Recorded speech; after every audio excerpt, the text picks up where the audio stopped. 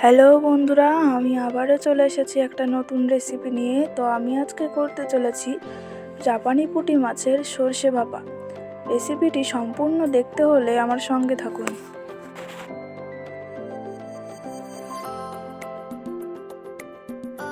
আমি এখানে 3টে জাপানি পুঁটি মাছ নিয়ে নিয়েছি, আর এটা সর্ষে ভাপা করার জন্য আমার লাগছে গোটা জিরে, সর্ষে, কাঁচা লঙ্কা, সর্ষের তেল, আদা, লবণ আর হলুদ।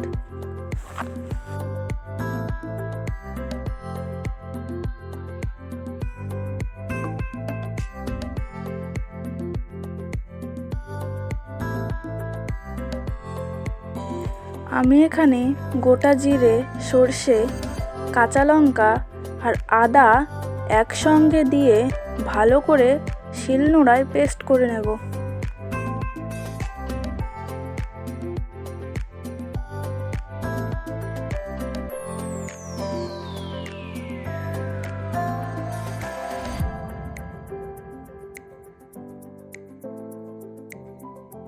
এখানে আমি সর্ষে, আদা, জিরে আর কাঁচা লঙ্কাটা ভালো করে পেস্ট করে মাছের মধ্যে দিয়ে দেব। তারপর দিয়ে দেব পরিমাণ মতো লবণ আর পরিমাণ মতো হলুদ। এবার আমি দিয়ে দেব সর্ষের তেল।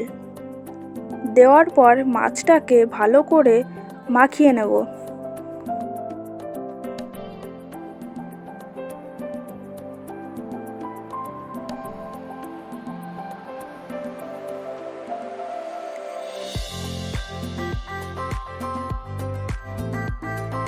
মাছটা মাখতে মাখতে তার মধ্যে অল্প পরিমাণ জল দিয়ে দেব।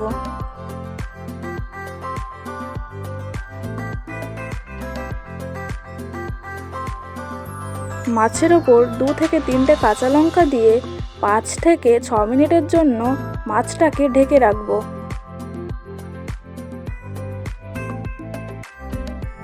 তারপরে একটা টিফিন কারিতে মাছটাকে ভালো করে নামিয়ে ঢেকে দেব।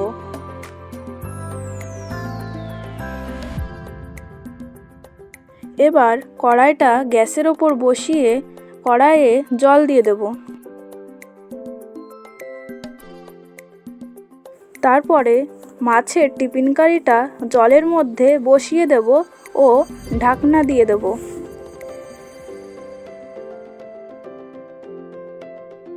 ঠিক 20 মিনিট পর ঢাকনাটা নামিয়ে দেখলাম সর্ষে ভাপাটা পুরোপুরি কমপ্লিট হয়ে গেছে। তোমরাই দেখতে পাচ্ছ সর্ষে ভাপাটার কত সুন্দর কালার এসেছে।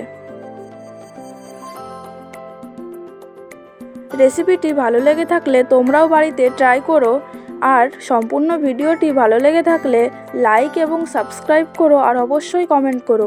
আবারও দেখা হবে নতুন নতুন কিছু রেসিপি নিয়ে। আজকের মতন টাটা, বাই বাই।